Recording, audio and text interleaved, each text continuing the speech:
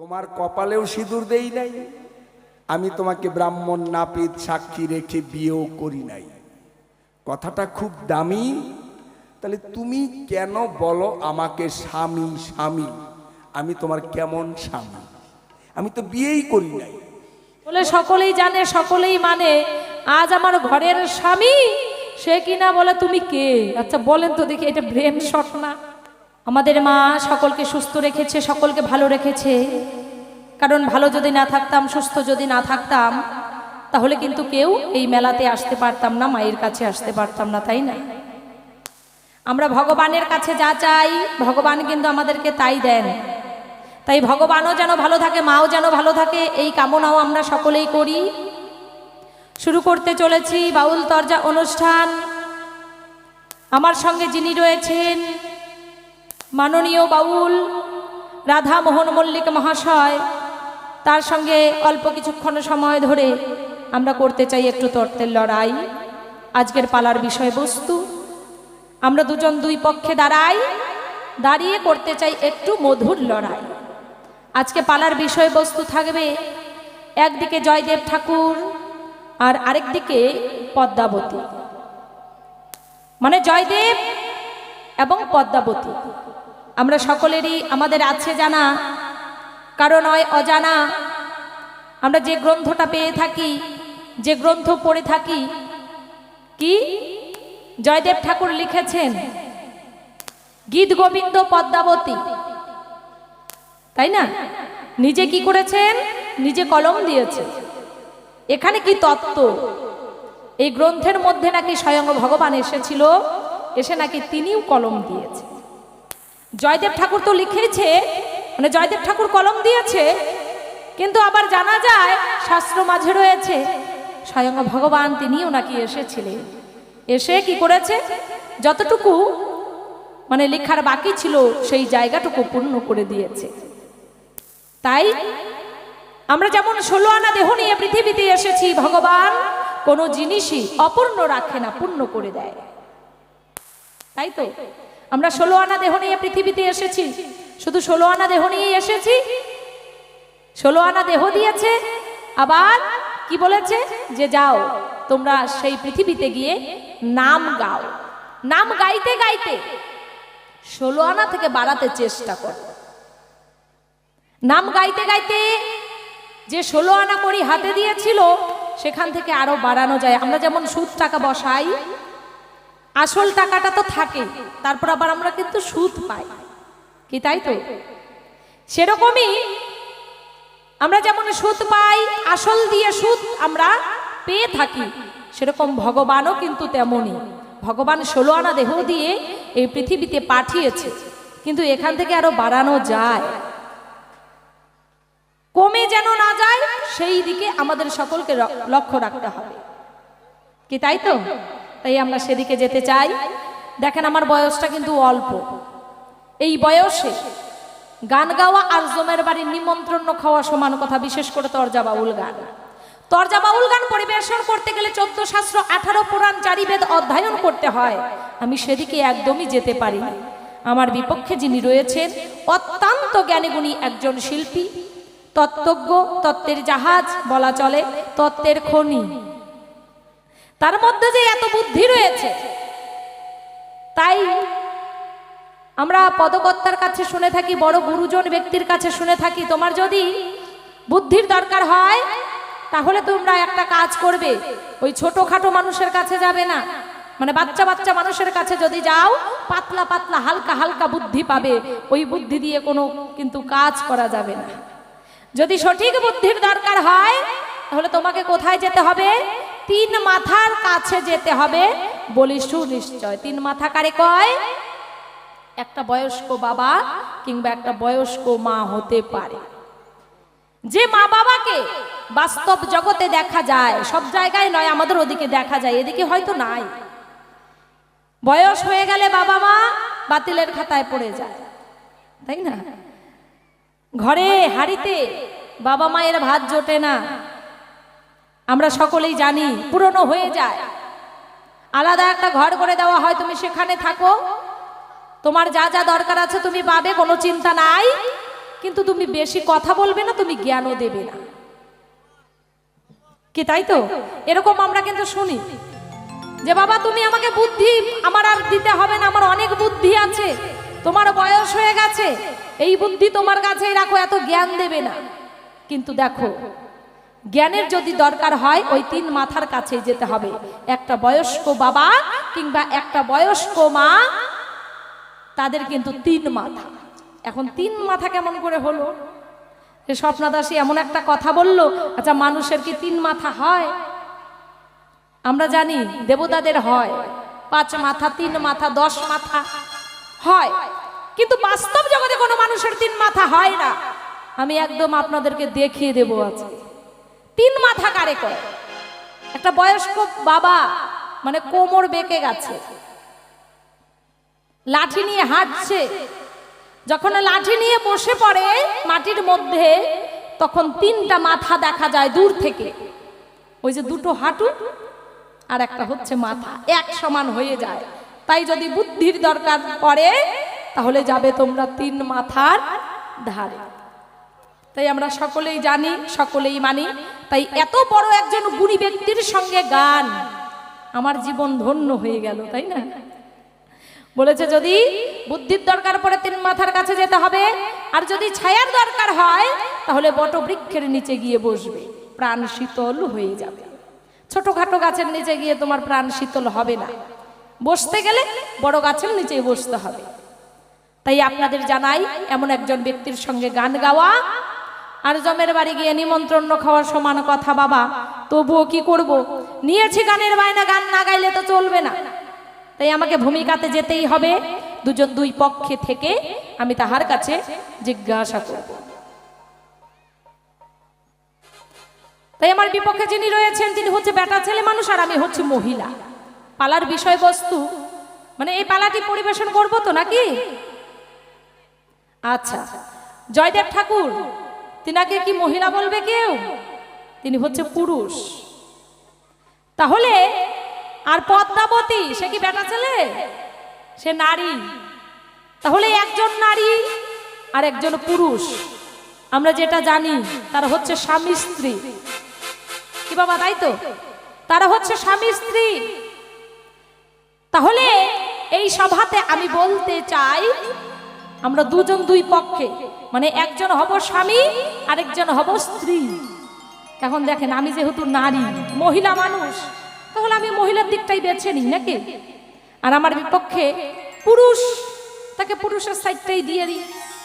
মানে তাকে আমি এই সভাতে ঠাকুর জয়দেবের ভূমিকায় রেখে আমি পদ্মাবতীর ভূমিকায় থেকে তাহার কাছে কিছু কথা জিজ্ঞাসা করব।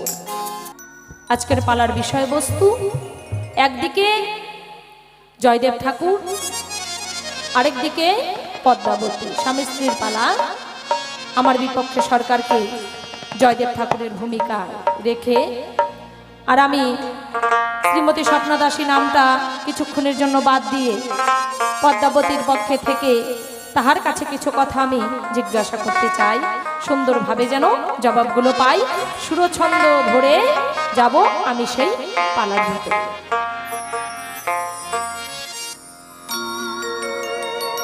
পদ্মাবতী নামটি আমার গো, ও গো শোনেন সুধি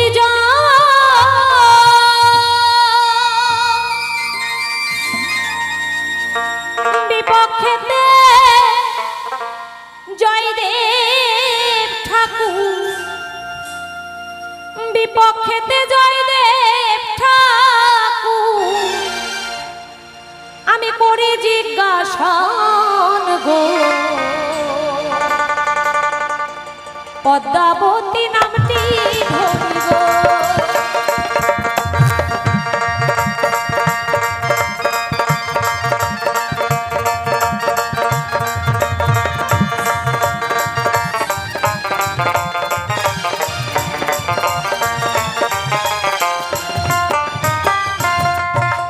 বীরভূম জেলা কেন্দ্রবিল্ল গ্রাম, নানোর থানা, আমরা সকলেরই আমাদের আছে জানা, সেখানে ঠাকুর জয়দেবের ধাম, আর আমি তার স্ত্রী অর্ধাঙ্গিনী, আমি পদ্মাবতী। আপনাদের পরিচয়টা দিলাম। প্রত্যেক দিন আমি সেই আশ্রমেতে দেখিবারে পাই আমার স্বামী সকালে উঠে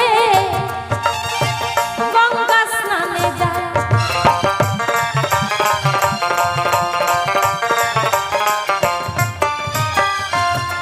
প্রত্যেক দিন দেখতে দেখতে আমার যেন একটা অভ্যাসে পরিণত হয়ে গেছে। কি সেই আশ্রমের মধ্যে আমি দেখতে পাই জয়দেব ঠাকুর প্রত্যেক দিন ভোরবেলায় ঘুম থেকে ওঠে তিনি কি করেন, 6 ক্রোশ পথ হেঁটে গিয়ে গঙ্গা স্নান করে আবার 6 ক্রোশ পথ হেঁটে আশ্রমে আসে। হঠাৎ করে একদিন দেখতে পাই ঠাকুর জয়দেব বারান্দায় যেন বসে আছে। উঠে আমার মনে মনে হলো ভাবনা, স্বামীর কাছে একটু জিজ্ঞাসা করি কিনা। বারান্দার মধ্যে গিয়ে বলতে চাই, ওগো স্বামী, আজ তোমার কি হলো? তুমি বারান্দার মধ্যে বসে বসে কি ভাবছো? তুমি বারান্দাতে কেন বসে আছো? তোমাকে তো এখন এই সময় এখানে দেখা যায় না। তুমি না প্রত্যেক দিন ভোরবেলায় উঠে গঙ্গা স্নান করতে যাও? তাহলে বলো স্বামী, আমি তোমার কাছে জানতে চাই আজ কেন তুমি গঙ্গা স্নান করতে যাও নাই? আমি তোমার কাছে জিজ্ঞাসা জানাই, মানে প্রশ্ন, কেন তুমি আজ গঙ্গা স্নান করতে গেলে না? স্বামী, তোমার কি হয়েছে? তোমার কি অসুখ করেছে? তোমার কি শরীর খারাপ লাগছে? যদি তাই হয় তুমি আমাকে বলো তাই, কিন্তু তোমাকে দেখে তো তেমন মনে হচ্ছে না। জয়দেব ঠাকুরকে দেখে সুস্থই মনে হচ্ছে, তাহলে তোমার কাছে আমি জিজ্ঞাসা করি। জয়দেব ঠাকুর বলছে আমি অসুস্থ নই, আমি সুস্থ। তাহলে তোমার কাছে আমি জিজ্ঞাসা করতে চাই, বলো স্বামী, আমি তোমারে জানাই আজ কেন তুমি গঙ্গা স্নান করতে গেলে না? তোমার কাছে আমার জিজ্ঞাসা রইল। এইখানেতে তোমার কাছে এক নাম্বার কথা আমি জানতে চাই, ধীরে ধীরে পরের কথা দিকে যেতে চাই।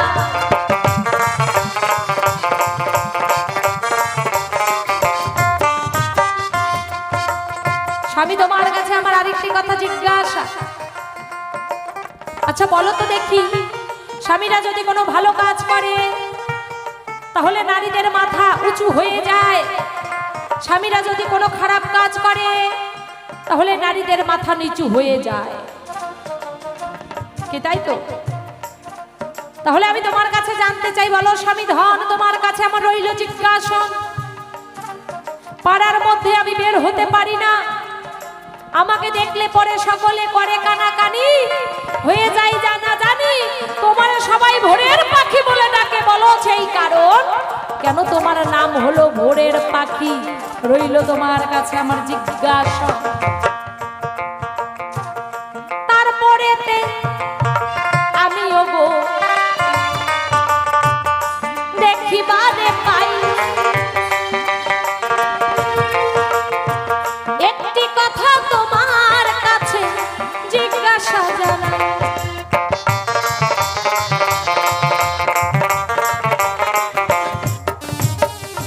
আচ্ছা বলেন তো বাবা, ভগবান শ্রীকৃষ্ণের গায়ের রং কেমন?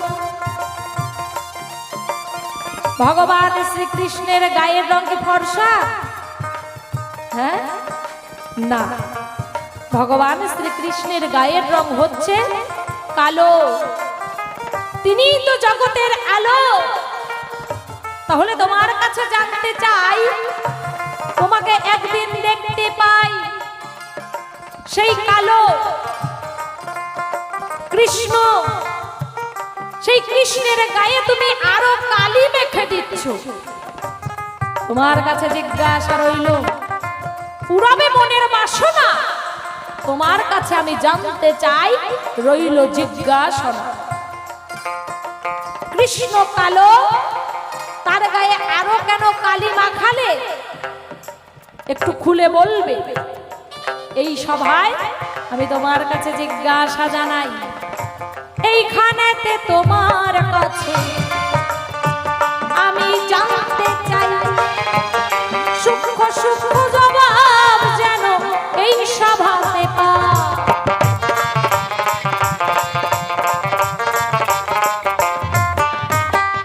তবে আর বেশি কথা আমি বলবো না, বলবো না, অল্পে অল্পে ছেড়ে দেব এই না আলোচনা। তোমার কাছে প্রথমবারে যাহা জিজ্ঞাসা রয়ে গেল, সুন্দরভাবে জবাব দেবে এই সভাতে ভালো। গঙ্গা স্নান না করে কেন তুমি বারান্দায় রয়ে গেলে? এইখানেতে জিজ্ঞাসায় আমার রইল যে হয়ে। আবার কালী ভগবানের রং কালো, তোমারে জানাই, সেই কৃষ্ণের গায়ে আরো কালি মাখলে জিজ্ঞাসা জানাই।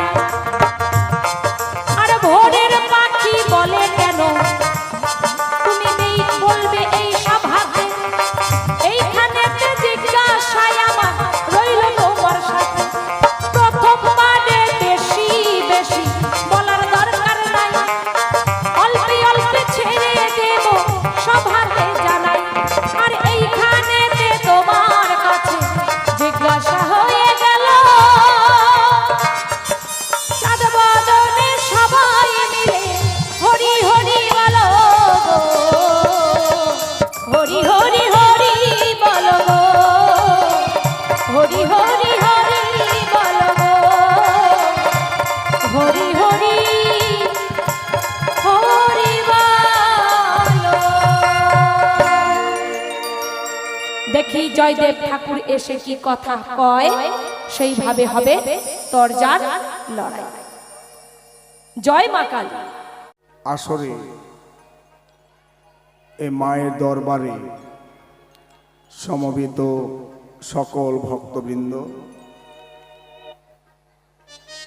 মায়ের কাছে সকলের মঙ্গল কামনা করে আমার অনুষ্ঠান আমি শুরু করছি। আজকেও আমার সঙ্গে রয়েছেন স্বপ্না দাসী, অত্যন্ত গুণী শিল্পী। আর আজকের বিষয় বীরভূম জেলা,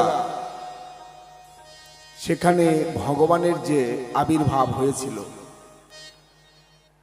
মা গঙ্গার সেখানে প্রতিষ্ঠান।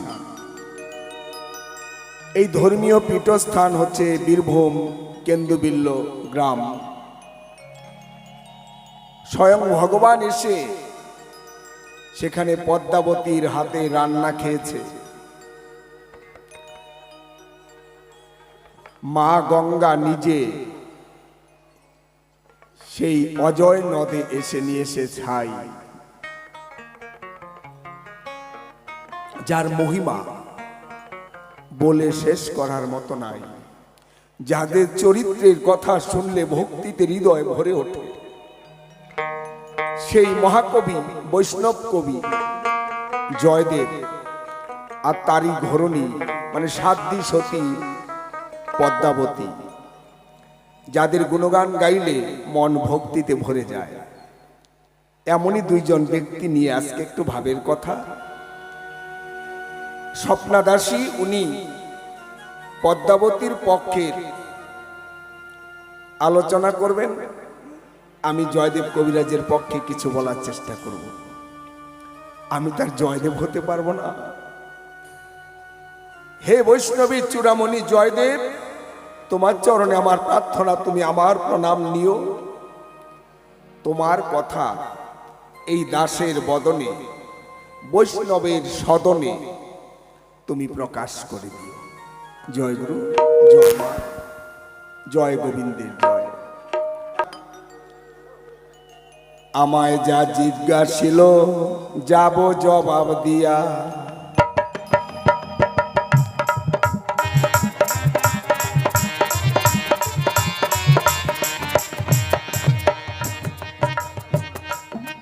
আমি ভূমিকাতে জয়দেব হইয়া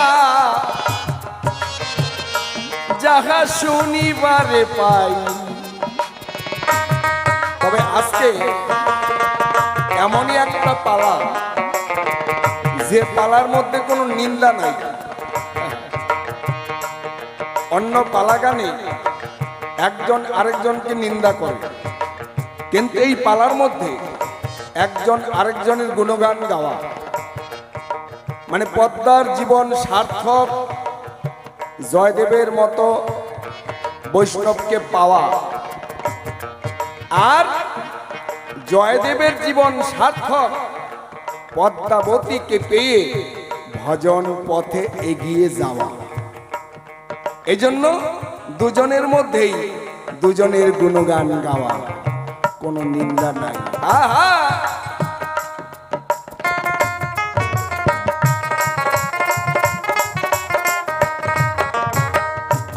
পদ্মাবতী জিজ্ঞাসা করে, তুমি প্রতি ভোরবেলাতে গঙ্গা স্নানে যাও, মনের আনন্দে জয় রাধে শ্রী গোবিন্দে কৃষ্ণ গুণ গাও।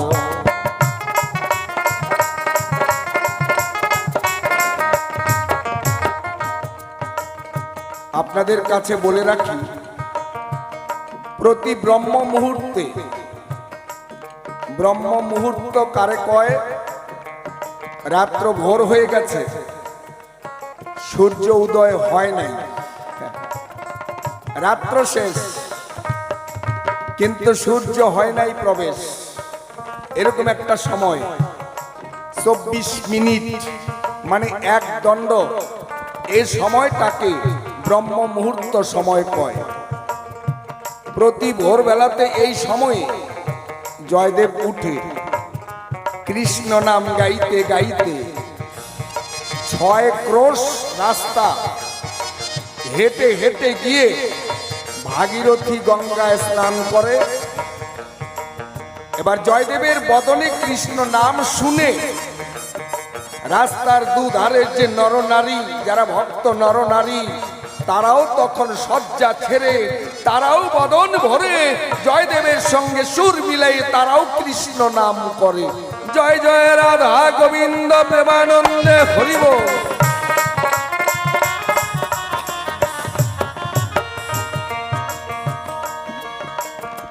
এই জন্য আপনাদের কাছে বলে রাখি, ওই যে রাস্তার দুধারের মানুষ, তারা জয়দেবকে নাম দিয়েছে ভোরের পাখি। ওই যে কৃষ্ণ বলে ভোরবেলাতে যায় আর করে ডাকাডাকি, ভক্তেরা জয়দেবের নাম দিয়েছে ভোরের পাখি। তারাও থাকে অপেক্ষায়, এই তো বুঝি ভোর হলো, এই তো জয়দেব আসার সময় হলো, জয়দেব কৃষ্ণ নাম গাইতে গাইতে ভাগীরথী গঙ্গায় যাবে। সকলেই অপেক্ষায় রয়, তাদের হৃদয় ভরে ওঠে যেন আনন্দে। 6 ক্রোশ রাস্তা বললে হবে না দোষ, যেতে হয় 6 ক্রোশ। যদি আধুনিক হিসাবে বিচার করতে যাই 18 কিলোমিটার, কম না। 2 মাইলে 1 ক্রোশ, তাহলে 1 ক্রোশে 3 কিলোমিটার, তাহলে 6 ক্রোশে 18 কিলোমিটার। 18 কিলোমিটার রাস্তা জয়দেব কৃষ্ণ নাম গাইতে গাইতে যায়। ভাগীরথী গঙ্গায় স্নান করে আবার নাম করতে করতে ফিরে আসে পুনরায়। এই জন্যই তিনি ভোরের পাখি। হ্যাঁ,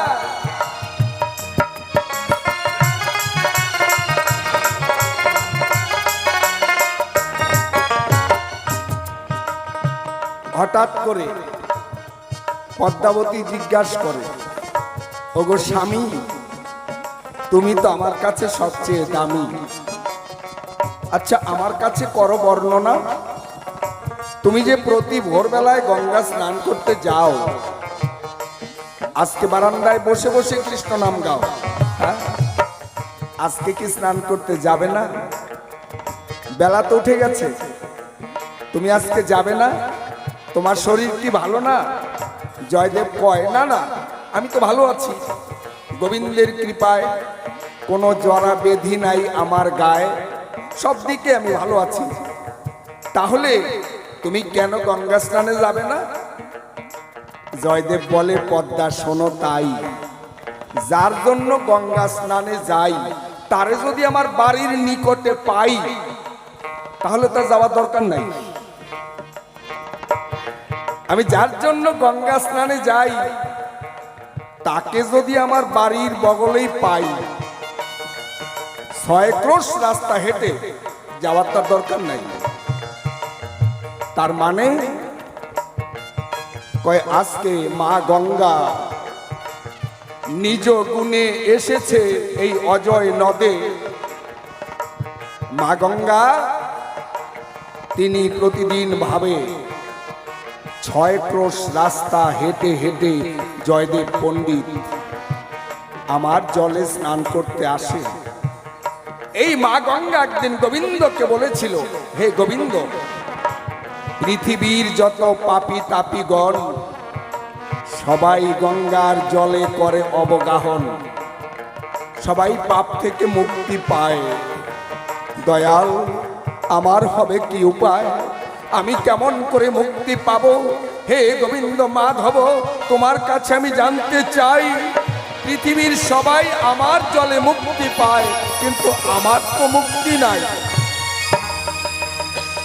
গোবিন্দ বলছে, মা পতিত পাবনী গঙ্গা, তুমি জগৎকে মুক্তি দাও, সবাই তোমার জলে মুক্তি পায়।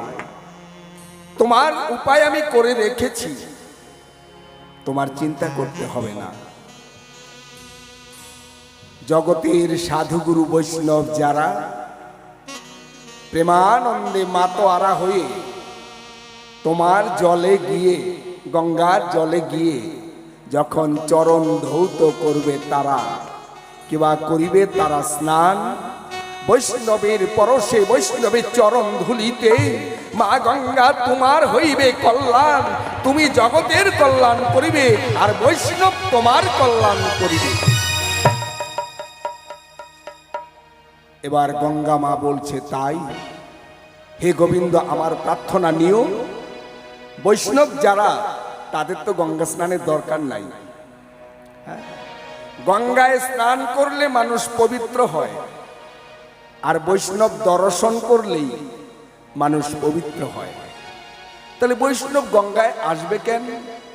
তুমি আমার প্রার্থনা নিও, বৈষ্ণবের অন্তরে গঙ্গা স্নানের ভাব জাগাইয়ে দিও, বৈষ্ণব যেন গঙ্গা স্নানে আসে।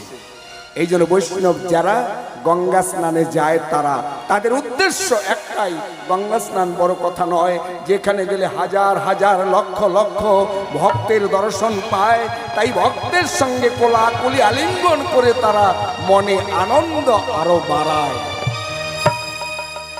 সেই বৈষ্ণবের চরণ ধুলিতে গঙ্গার মুক্তি, গঙ্গার কল্যাণ। আর বৈষ্ণবের চূড়ামণি জয়দেব প্রতিদিন এত কষ্ট করে এই গঙ্গা স্নান করতে আসে, না না আমি বৈষ্ণবকে আর কষ্ট দেব না, আমার মনে আছে ভাবো আমি নিজেই বৈষ্ণবের মন্দিরের কাছে যাব। ভোরবেলাতে উঠে জয়দেব যখন গঙ্গা স্নানে যেতে চায়, মুখে কৃষ্ণ কৃষ্ণ গায়, অজয় নদে চলে এসেছে ওই গঙ্গা মায়। অজয় নদে মা গঙ্গা 4 হাত তুলে জয়দেবকে ডাকে, জয়দেব বৈষ্ণবের চূড়ামণি পিছন ফিরে দেখো। জয়দেব পিছন দিকে তাকায়, দেখে নদীর জলে চতুর্ভুজা এক রমণী। তুমি কে? আমি মা গঙ্গা। তুমি প্রতিদিন কষ্ট করে 6 ক্রোশ রাস্তা হেঁটে ভাগীরথীতে যাও, তাই তোমার কষ্ট সহ্য হয় না। হে বৈষ্ণব, আমি নিজেই অজয় নদে হয়েছি অধিষ্ঠান। আজকের থেকে তোমাকে এত দূরে যেতে হবে না, তুমি গঙ্গায় এই পবিত্র অজয় নদেই করবে স্নান। সেই দিনটা ছিল পৌষ মাসের সংক্রান্তি, যেটাতে কেন্দুলির মেলা শুরু হয়। জয়দেব বলছে, মা তাহলে আমার একটা প্রার্থনা নাও। গঙ্গা বলছে, বলো। যে আমি তো গঙ্গায় স্নান করব, কিন্তু আমি তো আমার জন্য কিছু চাই না। তুমি যে অজয় নদে এলে, তুমি থাকবে অজয় নদের জলে। গঙ্গা স্নানে গেলে মানুষের যেই পুণ্য হয়, সেই পুণ্য এই অজয় নদের জলে ডুব দিলে, কেন্দু বিল্লে এসে যদি মা গঙ্গা বলে জয় রাধে গোবিন্দ বলে করে স্নান, সেই পুণ্য যেন এখানেই পান। আর আমি আমার জন্য চাই না। প্রতি বছর হাজার হাজার লক্ষ লক্ষ ভক্ত এসে এই কেন্দুবিল্লে গ্রামে তারা গোবিন্দের মূর্তি দর্শন করবে, রাধা গোবিন্দকে দর্শন করবে, গঙ্গা স্নান করবে, ভক্তের চরণ ধুলি এই জায়গাতে পড়ে থাকবে। আমার মনে আছে, ভাবো প্রতিদিন আমি সেই মাটিতে ভক্তের চরণ ধুলিতে গড়াগড়ি দিয়ে আমি মহাভাগ্যবান হব। গঙ্গা কথা দিল তাই। আমি তো এখানে থাকবই। প্রতি সংক্রান্তিতে, মানে পৌষ সংক্রান্তিতে, মকর সংক্রান্তিতে, মকর সংক্রান্তি কেন? গঙ্গার বাহন হচ্ছে মকর মাস। তাই 18 কিলোমিটার রাস্তা উজাই উজাই এসে অজয় নদে গঙ্গা নিয়েছে ঠাই। এই জন্য এখানে স্নান করলেই গঙ্গা স্নানের ফল পাই। আমাকে কষ্ট করে আর 6 ক্রোশ রাস্তা যাওয়ার দরকার নাই। পদ্মা তোমার কাছে পরিষ্কার জানাই। শুধু আমার জন্য নয়, জগতের ভক্তবৃন্দ যারা এই পবিত্র অজয় নদের জলে এসে স্নান করবে, তারা গঙ্গা স্নানের ফল অবশ্যই পাবে। মনের সুখে তারা রাধা গোবিন্দ গুণগান গাবে। তাই কৃষ্ণ বলে ডাক দেখি মন, ভয় কিরে তোর সমনে। কৃষ্ণ বলে ডাক দেখি মন, সে যে দুঃখ হারি হয়ে কান্ডারি। সে যে দুঃখ হারি, দুঃখ হারি হয়ে কান্ডারি। তরি বেয়ে নিবে উজানে। কৃষ্ণ বলে ডাক দেখি মন, ভয় কিরে কাল সমনে। কৃষ্ণ বলে ডাক দেখি মন।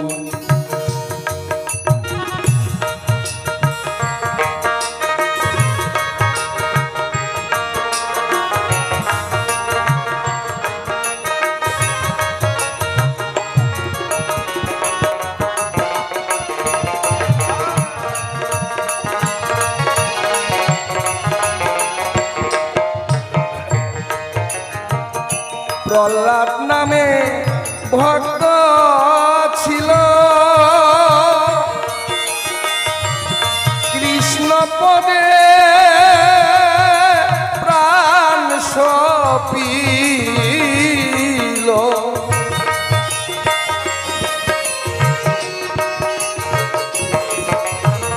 সকল বিপদ উদ্ধারিল, সকল বিপদ উদ্ধারিল, ঠাই পেল শ্রী চরণে। কৃষ্ণ বলে ডাক দেখি মন, ভয় কিরে কাল সমনে। কৃষ্ণ বলে ডাক দেখি মন।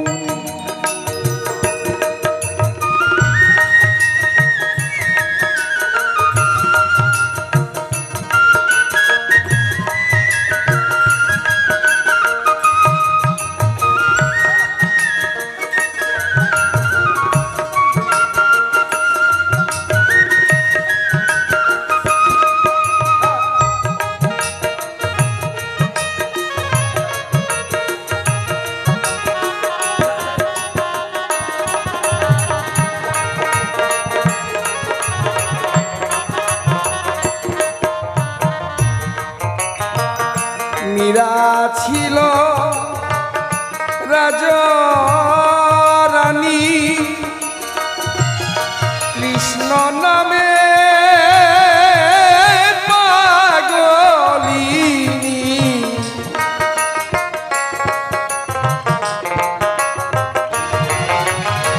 মীরা ছিল রাজরানী, কৃষ্ণ প্রেমে পাগলিনী। দেখো পাথরের মূরতি খানি, পাথরের মূরতি খানি, কথা কয় মীরা শোনে। কৃষ্ণ বলে ডাক দেখি মন, ভয় কিরে কাল সমনে। কৃষ্ণ বলে ডাক দেখি মন।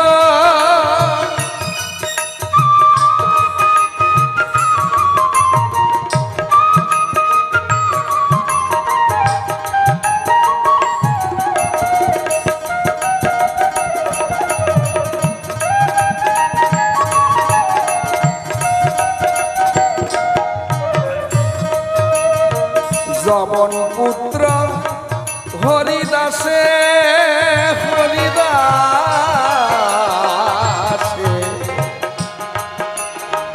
যবন পুত্র হরিদাসে, কৃষ্ণ প্রেম সাগরে ভাসে।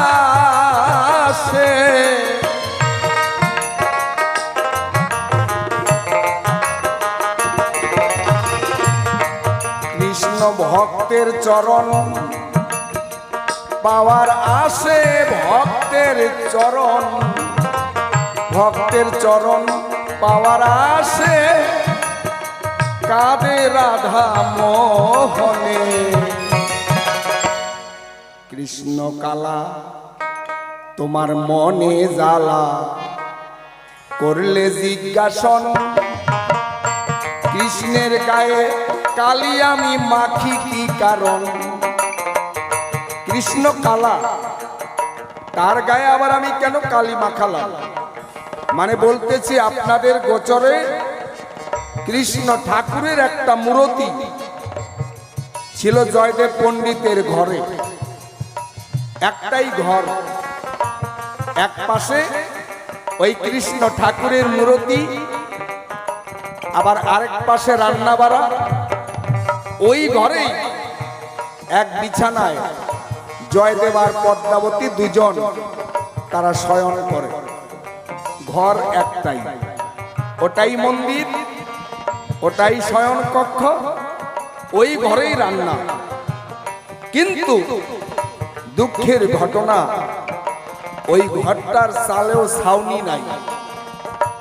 বৃষ্টি হলে ঘর ভেসে যায় বৃষ্টির জলে,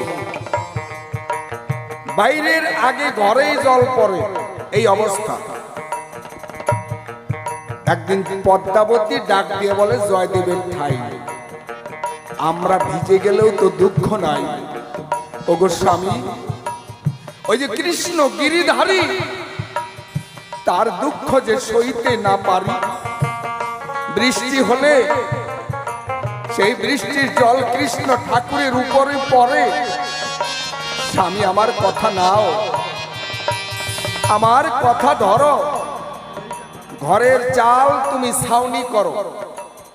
জয়দেব বলছে, পদ্মা সবই তোমার জানা, একদিন ভিক্ষা না করলে তাহলে যে আমার গোবিন্দের পূজা হয় না। ভিক্ষা করে যা পাই তাই এনে রান্না করে আমার গোবিন্দের ভোগ লাগাই, তারপর দুজনে আমরা প্রসাদ পাই।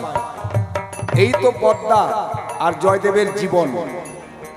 ভিক্ষা করে যা পায় সন্ধ্যার সময় তাই গোবিন্দের ওখানে ভোগ লাগায়। ওই কাশি ঘন্টার শব্দ শুনে আশেপাশে ছোট ছোট ছেলে মেয়েরা ছুটে আসে। জয়দেবের মন্দিরে পূজা হচ্ছে, জয়দেবের আশ্রমে পূজা হচ্ছে, চল যাই চল যাই, গেলেই যদি প্রসাদ পাই। বাচ্চা কাচ্চা ছুটে এলো, জয়দেব পদ্মাবতী ভোগ রাগ সারিয়ে দেখা গেল ছোট ছোট ছেলে মেয়েদের প্রসাদ দিতে দিতে এক কণা প্রসাদও আর নাই। তাই দুজনে একটা করে তুলসী পাতা এক গন্ডুর জল খেয়ে তারা সারা রাত কৃষ্ণ নাম করে কাটিয়ে দেয়, তাও কারো মনে কোনো দুঃখ নাই। জয়দেব বলছে, প্রিয়া তাহলে ভিক্ষায় না গেলে গোবিন্দের সেবা তো হবে না। পদ্মা বলছে, শোনো, একটা দিন গোবিন্দকে তুলসী পাতা আর জল এই সেবা দিব, আমরাও সেটাই প্রসাদ নেব। আমি নদীর চরে গিয়ে ওই নদীর চর থেকে ছন বন কেটে এনে দেব, কিন্তু আমি তো নারী, আমি কি আর ঘরের উপরে উঠতে পারি? তুমি আমার কথা নাও, আমি ছন বন কেটে এনে দেই, তুমি ঘরের চাল খাও। যেই কথা সেই কাজ। পদ্মাবতী নিজেই অজয় নদের চর থেকে কিছু ছন বন কেটে এনে দিল। স্বামী, ছন বন কেটে এনেছি আমি। এইবার জয়দেব ঠাকুর ওই ছন বন নিয়ে ঘরের চালে উঠল। ছনের ঘর যাদের, তারা নিয়মটা জানেন। এখনো যারা বুড়ো মানুষ রয়েছেন তারা ভুলতে পারেন নাই। উপর থেকে একজন ছাউনি করে, নিচে থেকে কাঠি দিয়ে বাঁধন জোগাইয়ে দেওয়া লাগে, এটা ছিল নিয়ম। জয়দেব বলছে, পদ্মা তুমি আমার কথা নাও, আমি উপর থেকে ছাই আর তুমি নিচে থেকে বাঁধন জোগাইয়ে দাও। এবার পদ্মা নিচে থেকে বাঁধন জোগাইয়ে দেয়, আর জয়দেব ঘর ছাওয়া তার উপলক্ষ। সে তো কৃষ্ণ প্রেমের পাগল। কৃষ্ণ নাম বলতে যার নয়ন ঝরে, কৃষ্ণ প্রেম যার অন্তরে, সে তো কৃষ্ণ ছাড়া কিছুই বোঝে না। তাই জয়দেব ঘরের চাল ছায় আর মনের আনন্দে সে কৃষ্ণ গুণগান গায়। জয়দেব মনের আনন্দে কৃষ্ণ গুণগান গাইছে। সে গাইতে গাইতে আজকে রাধা ভাব ধরে বসে আছে ঘরের চালের উপরে, কিন্তু সে যেন আজ ভাবাময়ী। সে বৃন্দাবনের বিনোদিনী রায়। রাধারানী যেমন কৃষ্ণকে হারা হই বৃন্দাবনের অলিতে গলিতে, যমুনার পারে পারে, কুঞ্জবনে নিকুঞ্জবনে, কদম তলে মাধবী তলে কৃষ্ণকে খুঁজে বেড়ায়, সেই ভাব আজ জয়দেবের অন্তরায়। বসে আছে ঘরের চালে, সে যেন ভাবে চলে গেছে বৃন্দাবন কদম্বের তলে। সেই রাধারানীর ভাব নিয়ে আজ মনের আনন্দে গাইছে আর ঘরের চাল ছাইছে। এদিকে পদ্মাবতী নিচের থেকে বাঁধন জোগাইয়ে দিচ্ছে। আজ কৃষ্ণ নামের পাগল। ওরে নীল যমুনার জল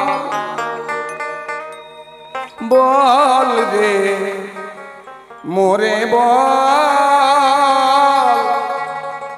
কোথায় ঘন শ্যাম আমার কৃষ্ণ ঘন শ্যাম।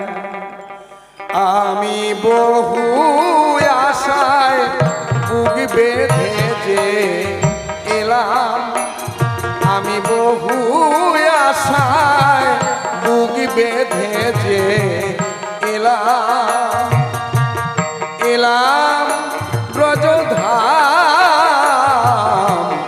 কৃষ্ণ ঘন শ্যাম।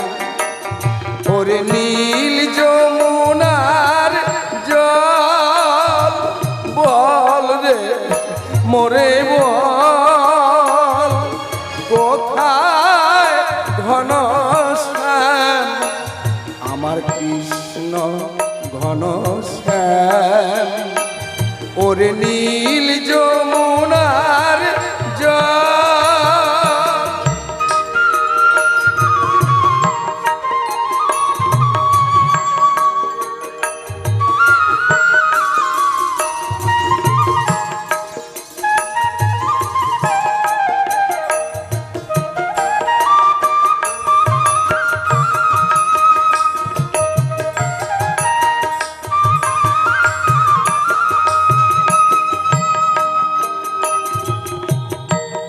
ভাবে মাতোয়ারা। বেলা দুপুর হয়ে গেছে। পদ্মাবতী বলছে, ওগো আমি স্নান করে জল নিয়ে আসি। বেলা দুপুর হয়ে গেছে, আমি স্নান করে জল নিয়ে আসি। গোবিন্দের ভোগ দিতে হবে না?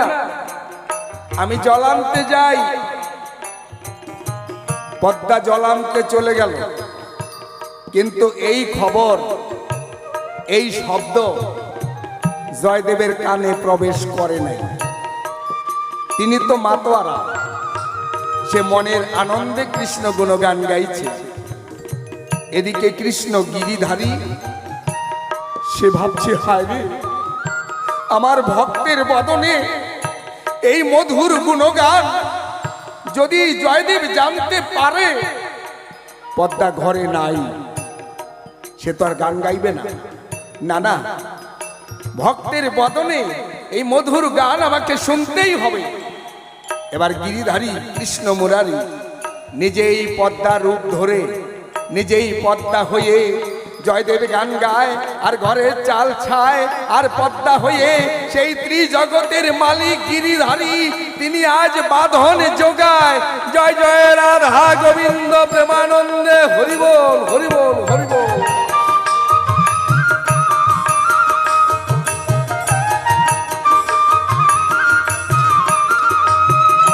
কোন সে দূরে কোন বনে মাঝে আমার কানুর বেনু বাজে, বেনু বাজে। ও সে কোন দূরে কোন বনে মাঝে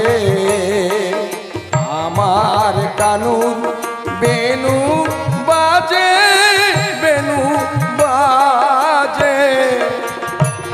আমি কোথায় গেলে শুনতে পাবো, কোথায় গেলে শুনতে পাবো রাধা রাধা নাম। ওরে নীল যমুনার জল, বল রে মোরে বল, কোথায় ঘনশ্যাম আমার কৃষ্ণ ঘনশ্যাম।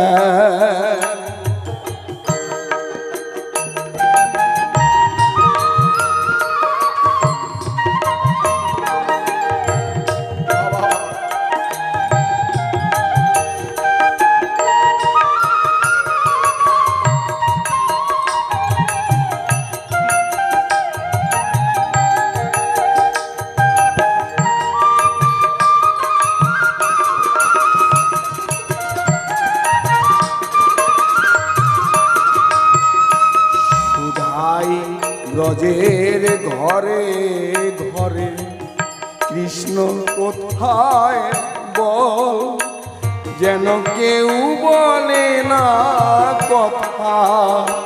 হেরি সবার চোখে জল, সুধাই ব্রজের ঘরে ঘরে কৃষ্ণ কোথায় বল, কেন কেউ বলে না কথা। হেরি সবার চোখে জল, বল রে আমার শ্যামল কোথায়, কোন মথুরায়, কোন দ্বারকায়। বল রে আমার শ্যামল কোথায়, কোন মথুরায়, কোন দ্বারকায়। বাজে বৃন্দাবনে কোন পথে তার নুপুর অবিরাম। বাজে বৃন্দাবনে কোন পথে তার নুপুর অবিরাম। ওরে নীল যমুনার জল, বল রে মোরে বল, কোথায়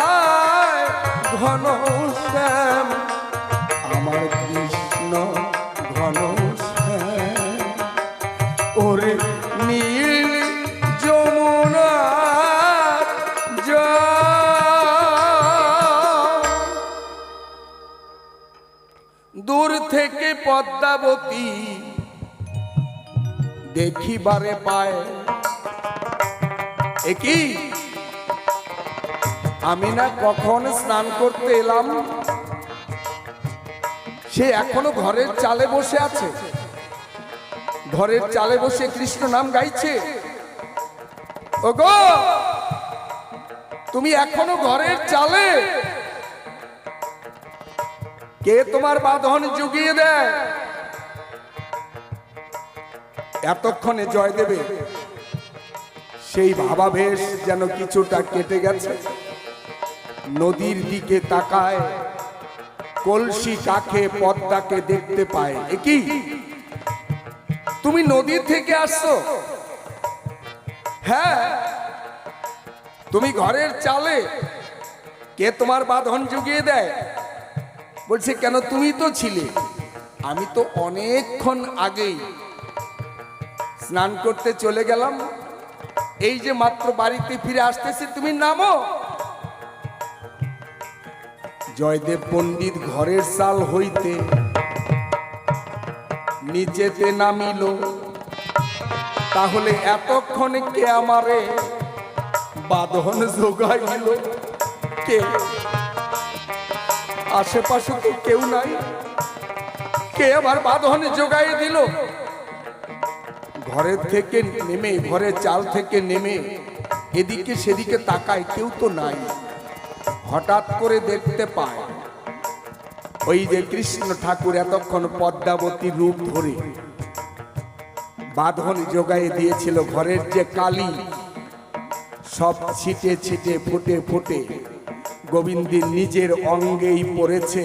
তবু ভক্তের বদনে গান শোনার জন্য সব জ্বালা যন্ত্রণা সহ্য করেছে। তিনি যে ভক্তের ভগবান, ভগবান হয়ে ভক্তের বদনে আজ নিজেই শ্রবণ করেছে কৃষ্ণ গুণগান।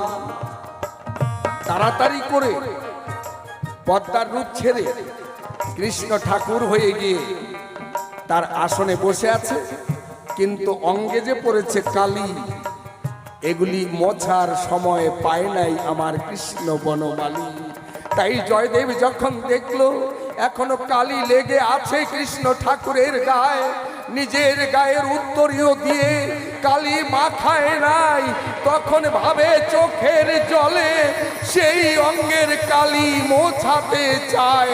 তাই তুমি দেখে আমাকে করলে জিজ্ঞাসন, কৃষ্ণের অঙ্গে কালি তুমি মাখালে কি কারণ? আমি কালি মাখাই নাই, আমার গায়ের উত্তরীয় দিয়ে চোখের জলে আমি সে আমার কৃষ্ণ ঠাকুরের অঙ্গের কালি মোছাতে চাই।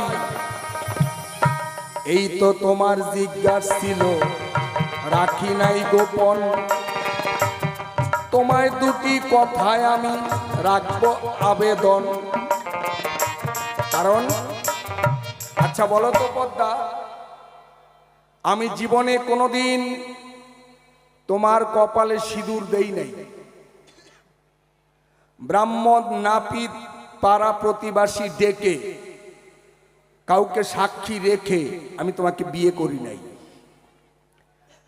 তোমার কপালেও সিঁদুর দেই নাই, আমি তোমাকে ব্রাহ্মণ নাপিত সাক্ষী রেখে বিয়েও করি নাই। কথাটা খুব দামি। তাহলে তুমি কেন বলো আমাকে স্বামী স্বামী? আমি তোমার কেমন স্বামী?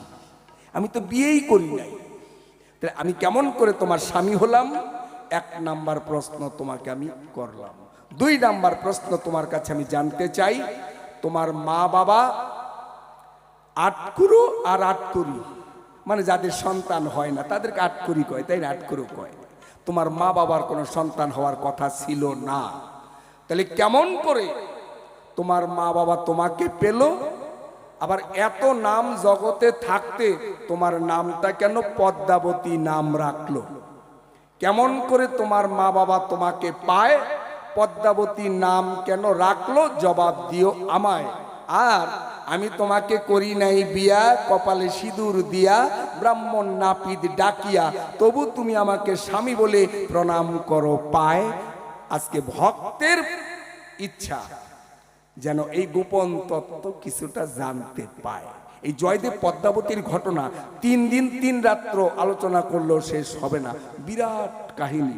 তবে সংক্ষেপ সময়, ঠিক ঘড়ির 5টায় 5:30 বাজবে যখন, ঘড়ির কাঁটায় 5:30 বাজবে যখন, আমাদের দুজনের তখন আজকের মতো মিলন। আর কথা নয়, সামান্য একটু জবাব শুনবো, হয়তো ততক্ষণে আমাদের সময় হয়ে যাবে পার। সকলের চরণে রইল আমার শেষ নমস্কার। জয় জয়। খুব সুন্দর আলোচনা শুনে প্রাণ যেন জুড়িয়ে যায়, তাই না? যেমন জিজ্ঞাসা করেছিলাম তার থেকে অনেক অনেক অনেক গুণ বেশি আমরা পেলাম, কিন্তু সময় থাকলে আরো জিজ্ঞাসা করার খুবই ইচ্ছে ছিল। মাত্র কিন্তু মধু বের হচ্ছে, মানে খোঁচাও পড়ছে, মধু বের হচ্ছে, কিন্তু দেখি কত দূর কি করা যায়। আমি একদম খুব শর্ট করে জবাব দিয়ে যদি আরেকবার আনতে পারি এই সভায়, তাই না, ঠাকুর জয়দেবকে, তাহলে আরো মধুর মধুর কথা শুনতে পারবো, শ্রবণ করতে পারবো। আপনাদের বলে যাই, আমার কাছে জিজ্ঞাসা রেখেছে, ভুলি নাই, মনে আছে। এতদিন পর আমার জয়দেব ঠাকুরের মনে হলো, এতদিন তার ঘরে রইলাম, আমাকে স্ত্রী বলে সকলে মানে কার স্ত্রী? জয়দেব ঠাকুরের স্ত্রী, জয়দেব ঠাকুরের অর্ধাঙ্গিনী বলে সকলেই জানে, সকলেই মানে। আজ আমার ঘরের স্বামী সে কিনা বলে তুমি কে? আচ্ছা বলেন তো দেখি, এটা ব্রেন শট না? মানে কথাটা শুনে তাই তো মনে হচ্ছে, যদিও বলা যায় না, আগেই মানে চাবি মেরে দিয়েছে যে আজকে যে পালাটি হচ্ছে এই পালার মধ্যে কেউ কাউকে দোষতে পারবে না।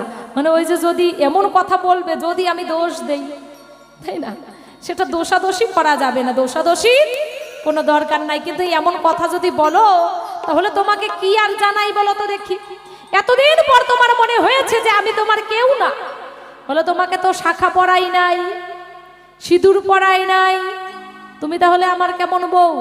তুমি তো আমার স্ত্রী নও, তোমাকে তো সেই স্বীকৃতিটাই আমি দেই নাই। হে পদ্মা, তোমার কাছে জানতে চাই, তাহলে তুমি কিসের জন্য আমাকে স্বামী বলে দাবি করো? আচ্ছা, এমন স্বামীকে কি করতে হয় বলে? এমন স্বামীকে কি করা উচিত মা? ওই লোহার কারাগারে নিয়ে বন্দী করে রাখা উচিত না? খুব সুন্দর কথা বলেছে, ঠিক আছে, জবাব দেব। আবার কি বলল? যে তোমার কাছে জানতে চাই তোমার নামটা কেন পদ্মাবতী হলো। সুন্দরভাবে জবাব দেবে, তোমার মাতা পিতা বন্ধা নারী ছিল, মানে মাতা ছিল বন্ধা নারী, পিতাকেও বন্ধা বলে, মানে যাদের বাচ্চা কাচ্চা নাই। তাহলে কেমন করে তোমার মতো সন্তানকে পেল? তাহার কি কারণ রইল জিজ্ঞাসা। সুন্দরভাবে সেই জবাবের দিকে যাচ্ছি।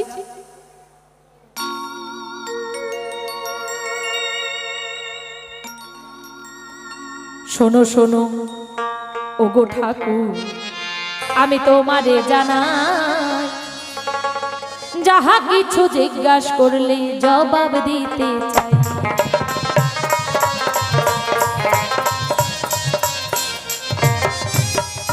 আমার পিতা এবং মাতা গো ব্রাহ্মণ এবং ব্রাহ্মণী, তাদের অনেক দিন হয়ে গেছে, বিয়ে হয়েছে, আমরা সকলেই জানি।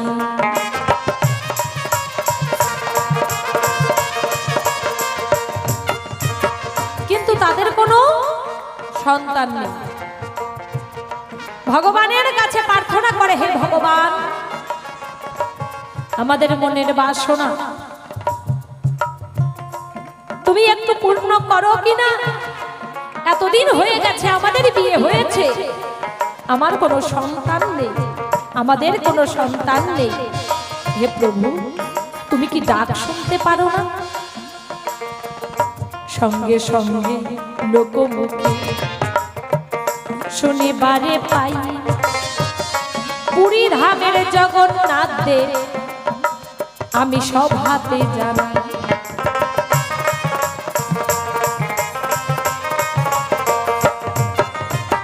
পুরী ধামের জগন্নাথ দর্শন করে যদি মানত করা যায়, যেমন এখানে মায়ের চরণে মায়ের কাছে এসে যারা মানত করে মানত কিন্তু পূর্ণ হয়। সেরকমই পুরীধামে জগন্নাথ দেবের চরণে গিয়ে যদি কেউ মানত করে তাহলে জগন্নাথ দেব মনের বাসনা পূর্ণ করে। লোকমুখে শুনতে পায়, লোকমুখে শুনতে পেয়ে করি নাই দেরি জগন্নাথ পুরীতে সেই বাবার কাছে ছুটে গেলাম তাড়াতাড়ি।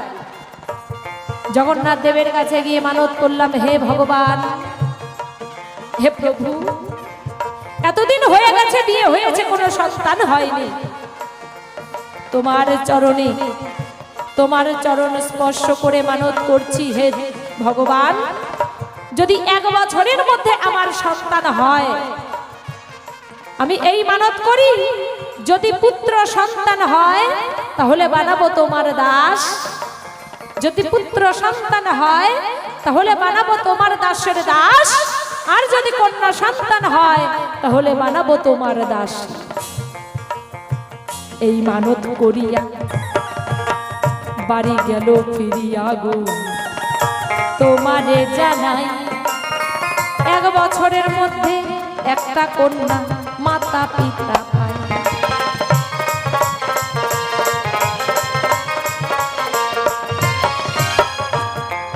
একটা কন্যা জন্মগ্রহণ করেছে, মানে পদ্মাবতী জন্মগ্রহণ করেছে। পদ্মা যখন জন্ম নিল শিশু কন্যা রূপ ধরে, যখন জন্ম নিয়েছে, জন্ম নেওয়ার সঙ্গে সঙ্গে পদ্ম গন্ধ সকলের নাকের মধ্যে যাচ্ছে, নাসিকায় পদ্ম গন্ধ, সঙ্গে সঙ্গে সকলেই বলল এই কন্যাটি খুব ভালো, এটা হচ্ছে শুভ লক্ষণ। এরকম সন্তান জন্ম নেওয়ার সঙ্গে সঙ্গে এরকম গন্ধ, পুষ্প গন্ধ কোথাও পাওয়া যায়নি, খুব ভাগ্যবান তোমার সন্তান। তাহলে আমরা সকলে মিলে এই কন্যার নাম ধারণ করলাম, নাম রাখলাম, আজ থেকে এই শিশু কন্যার নাম হবে পদ্মাবতী। পদ্ম গন্ধ গায়ে ছিল বলে আমার নাম দিল পদ্মাবতী। হে ঠাকুর, তোমারে জানাই এইভাবেতে আমার জন্ম হলো, আমি বলে যাই জন্ম হয়ে গেল। পদ্মা ধীরে ধীরে বড় হতে লাগলো, শোনো দিয়াম, ধীরে ধীরে বলবো আমি সেই না কারণ।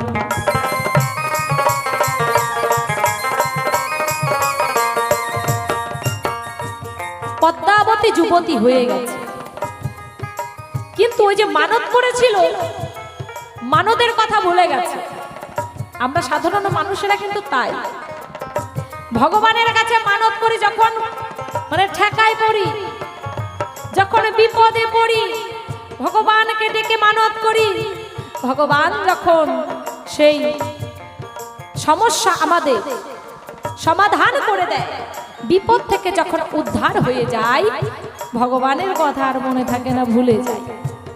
তেমনি ব্রাহ্মণ আর ব্রাহ্মণী তাদের আর মনে নেই, সেই যে কথা দিয়েছিল, পুত্র সন্তান হলে বানাবো তোমার দাস, কন্যা সন্তান হলে বানাবো তোমার দাসী, তোমার কাছেই আমার সন্তানকে রেখে দেব, সেই কথা ভুলে গেছে। বড় হয়ে যাচ্ছে, পুরী ধামে জগন্নাথ দেব সে কিন্তু ভুলে নাই। সে ভাবছে একই পদ্মা জন্ম নিল, পদ্মা যুবতী হয়ে গেল, কোথায় আমার দাসী তো বানালো না, আমার কাছে পদ্মাকে তো এনে দিল না, ব্যাপারটা কি? তাহলে কি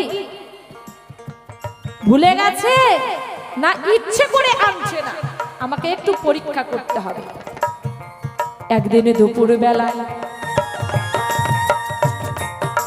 জগন্নাথ দেব ব্রাহ্মণ বেশ ধরিয়া আমার মাতা পিতার বাড়িতে গো গেল চলিয়া।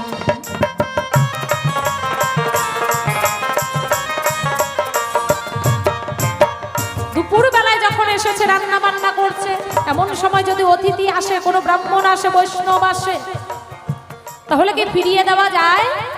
তখন কিন্তু আমরা তাদেরকে বলি যে একটু সেবা গ্রহণ করে যাবেন ঠাকুর মশাই। আমরা কিন্তু গৃহস্থ বাড়িতে তাই করি।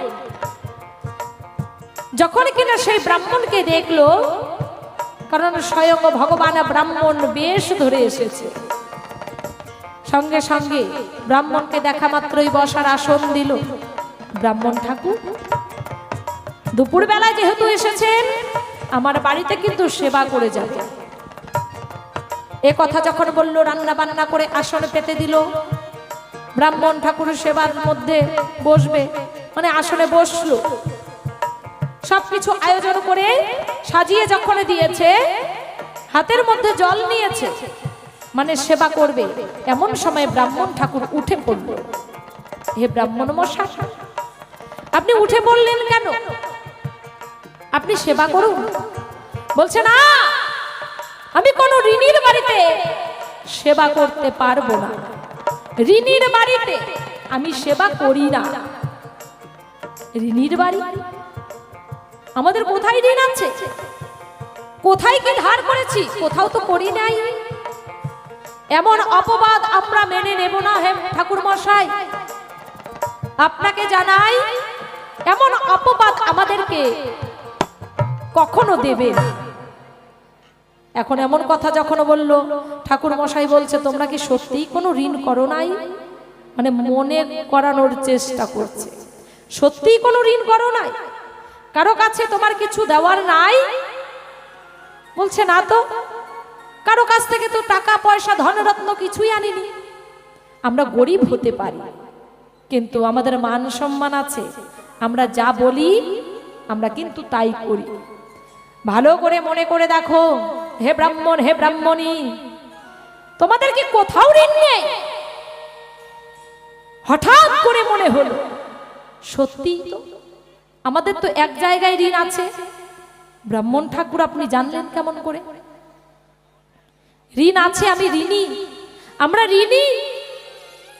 আমরা ভগবানের কাছে কথা দিয়েছিলাম, জগন্নাথ পুরীতে গিয়ে জগন্নাথ দেবের কাছে কথা দিয়েছিলাম, যদি পুত্র সন্তান হয় বানাবো তার দাসের দাস, যদি কন্যা সন্তান হয় তাহলে বানাবো তার দাসী।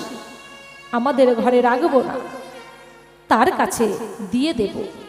কিন্তু সন্তান পেয়ে সন্তানের হাসি মুখ দেখে আমরা তো ভুলেই গেছি। হে ব্রাহ্মণ ঠাকুর, আপনি মনে করে দিয়েছেন, তাহলে এখন উপায় কি? তার কি কোনো বিহিত উপায় নেই? আমরা এই মানব রক্ষা করব কি করে? আমার কন্যা তো বড় হয়ে গেছে, এখন তো তাকে সেখানে ছেড়ে আসা যাবে না। ব্রাহ্মণ ঠাকুর বলছে, একটা উপায় আছে। কি উপায়? বীরভূম জেলা কেন্দ্রবিল্ল গ্রাম, নানোর থানা, সেই কেন্দ্রবিল্ল গ্রামে জয়দেব ঠাকুর নামে একজন ঠাকুর আছে।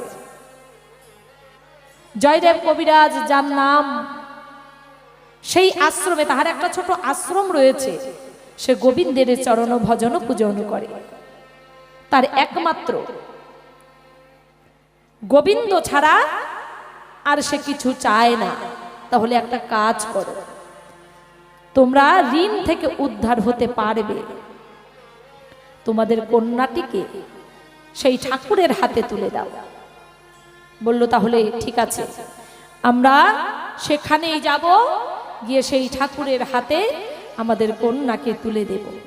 যখন পিতামাতা সেই আশ্রমের মধ্যে প্রবেশ করলো, গিয়ে সেই জয়দেব ঠাকুরকে দেখতে পায়। জয়দেব ঠাকুরকে বলল, হে জয়দেব ঠাকুর, আমার কন্যাটিকে তুমি গ্রহণ করো। বলছে, না, আমি কখনো বিবাহ করতে পারবো না, আর আমি তোমার কন্যাকে গ্রহণ করতে পারবো না। যে আজ আমার কন্যাটিকে যদি গ্রহণ না করো, তাহলে আমার কন্যাটির যে আরো কোথাও যাওয়ার জায়গা নাই, আমি তো তাকে ফিরিয়ে নিয়ে যাবই না। আমি তোমার আশ্রমে রেখে গেলাম, তোমার এই কন্যাটিকে যা করার ইচ্ছা তুমি তাই করে নিও। তোমার যদি মন চায় ঘরে প্রবেশ করতে দিও, আর যদি মন না চায় তাহলে তুমি তাকে বাইরেই রেখে দিও, কিন্তু তোমার আশ্রমের মধ্যে রেখো। এ কথা বলে বাবা মা যখন চলে গেল, পদ্মাবতী সেই আশ্রমের মধ্যে রইল। পদ্মা বাইরে, জয়দেব ঠাকুর ঘরে। পদ্মা যখন ঘরে প্রবেশ করলো, জয়দেব ঠাকুর বলছে, তুমি কেমন নারী? তুমি একজন নারী হয়ে আমার ঘরে প্রবেশ করছো, দেখতে পারছো না এখানে আমি একা? আমি সদা সর্বদা গোবিন্দের চরণ ভজন পূজন করি, এছাড়া আমার কোনো চাহিদা নাই, আর অন্য কিছু চাই না। আর আজ তুমি নারী হয়ে আমাকে নষ্ট করতে এসেছো। তোমার এখানে থাকা হবে না, যাও, তুমি বের হয়ে যাও। ধুর ধুর করে ঠাকুর কি করলেন? পদ্মাবতীকে বের করে দিলেন। পদ্মাবতী তো বাবা মায়ের কাছে সবই শুনেছে।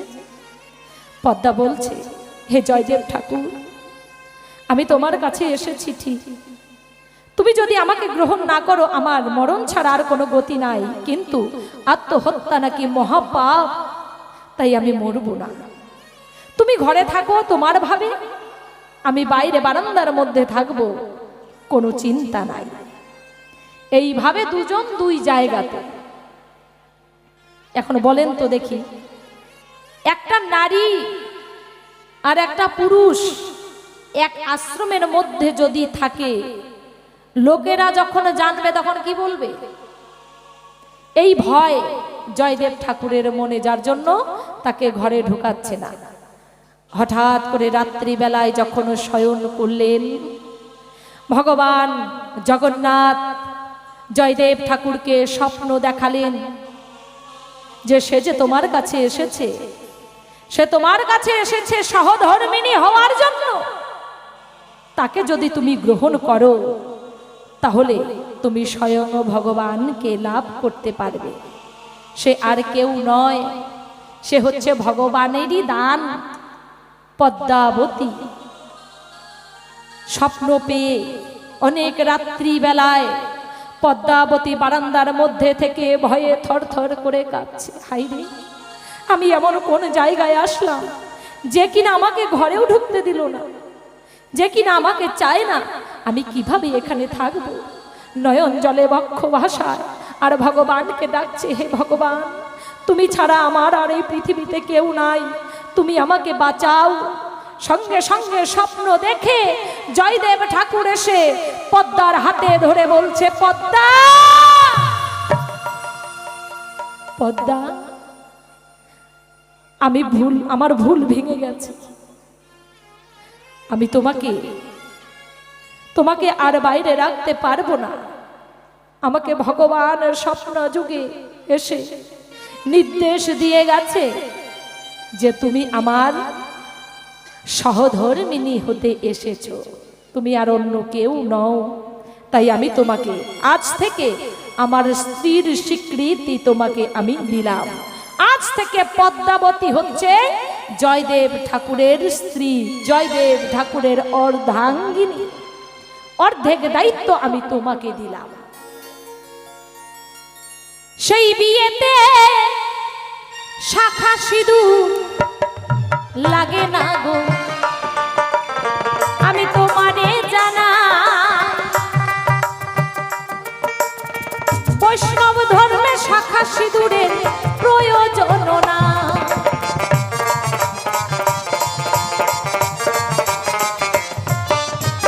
শোনো শোনো, হে ঠাকুর, সেদিন তুমি আমাকে বিবাহ করেছিলে, চারটা কলা গাছও লাগে নাই, আর অন্য কোনো কিছুর দরকার পড়ে নাই।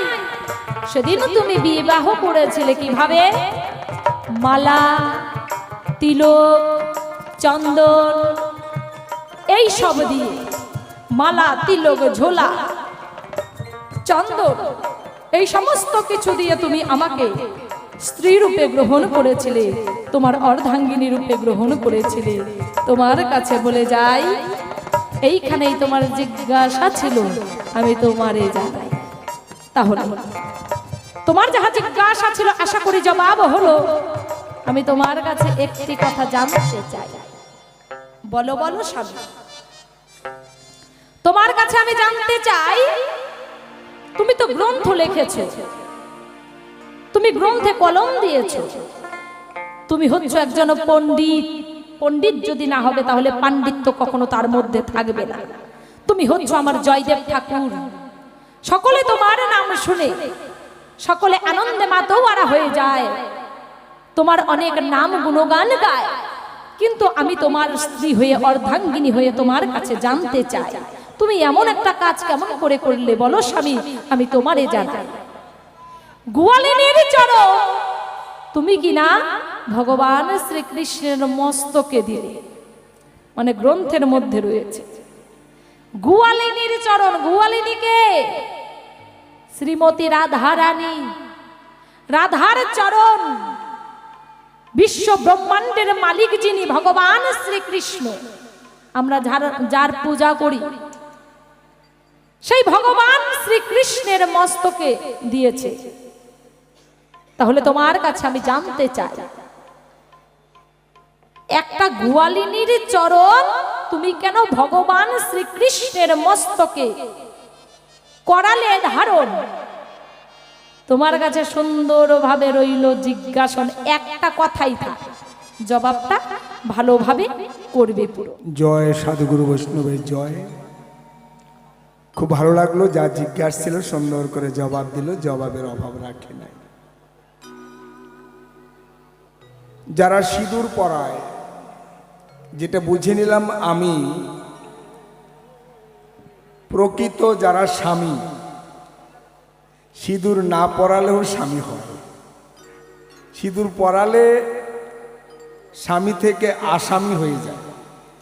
ওই একজনের, আমার বাবা আমার মায়ের কপালে সিঁদুর পরালো, আমার মায়ের স্বামী হলো, অন্য কেউ তার স্বামী বলবে না। আর যে জীবনে সিঁদুর পরায় নাই, সে সকলের স্বামী হয়। স্বামী বিবেকানন্দ কারো কপালে সিঁদুর দেয় নাই, সেটা তোমারও স্বামী, আমারও স্বামী, রামারও স্বামী, কুলোরও স্বামী, ধামারও স্বামী, জগতের সকলের স্বামী। খুব ভালো লাগলো। এবার জিজ্ঞাসা করলো, হে পণ্ডিত,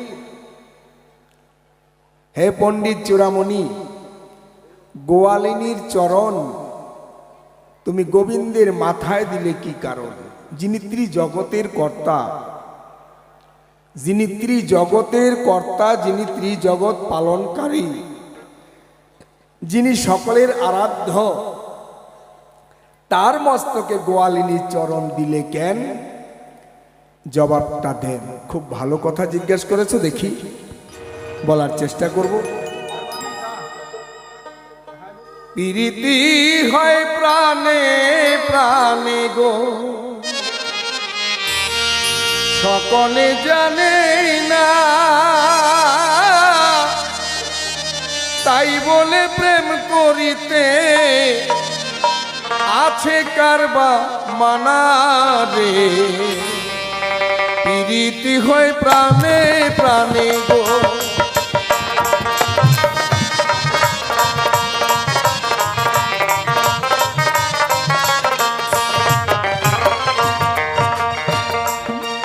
বাংলার রাজা লক্ষণ সেন আর জয়দেব কবি, তারা দুজনে বন্ধু ছিল। বল্লাল সেনের পুত্র লক্ষণ সেন আর জয়দেব কবি দুজন বন্ধু ছিল। এবার বল্লাল সেনের ছেলে লক্ষণ সেন যখন জানতে পারল যে মহাকবি আমার রাজ্যে বিরাজ করে, অজয় নদের পারে কেন্দুবিল্ল গ্রামে, এই মহাকবিকে আমি সম্মান দিলাম না, মহাকবিকে আমি সম্মান জানালাম না, এমন একজন রত্ন আমার রাজ্যে আমি আগে জানতাম না, না না, তাকে সম্মান দিতে হবে। এবার লক্ষণ সেন গিয়া জয়দেবকে কয় বিনয় করিয়া, আপনার কুরে ঘরে থাকার দরকার নাই, আমার লক্ষণাবতী নবদ্বীপে আপনার যাওয়া চাই। এবার জয়দেব বলছেন, না না, আমি আমার রাধা মাধবকে ছেড়ে যেতে পারবো না। আর আমি বৈষ্ণব, আমি রাজার অন্ন খাই না, আমি ভিক্ষা করে যা পাই তা দিয়ে আমার গোবিন্দের ভোগ লাগাই। রাজভোগ আমার দ্বারা সম্ভব নয়। এবার লক্ষণ সেন কয়, আমি তো রাজার অভিমান নিয়ে আপনার কাছে আসি নাই, আপনি মহাবৈষ্ণব, আমি আপনার ভক্ত হয়ে আমি আপনার কৃপা পেতে চাই, আমি তো রাজার অভিমান নিয়ে আসি নাই। আচ্ছা, আপনি রাজবাড়িতে থাকবেন না, ঠিক আছে, রাজ খাদ্য খাবেন না, ঠিক আছে, আমি যদি আপনার রাধা গোবিন্দের নামে একটা মন্দির তৈরি করে দেই, সেই মন্দিরটা যদি আমি আপনার নামে উৎসর্গ করে দেই, সেটা তো আমার কিছু রইল না। রাধা গোবিন্দের মন্দির উৎসর্গ থাকবে আপনার মতো বৈষ্ণবের নামে, আর প্রতিদিন আপনি ভিক্ষা করে যা পাবেন, অবশ্যই আপনি 3.5 বারই ভিক্ষা করবেন, এটা আমি জানি, কিন্তু আপনি 3.5 বারই নিয়ম মাত্র ভিক্ষা করবেন।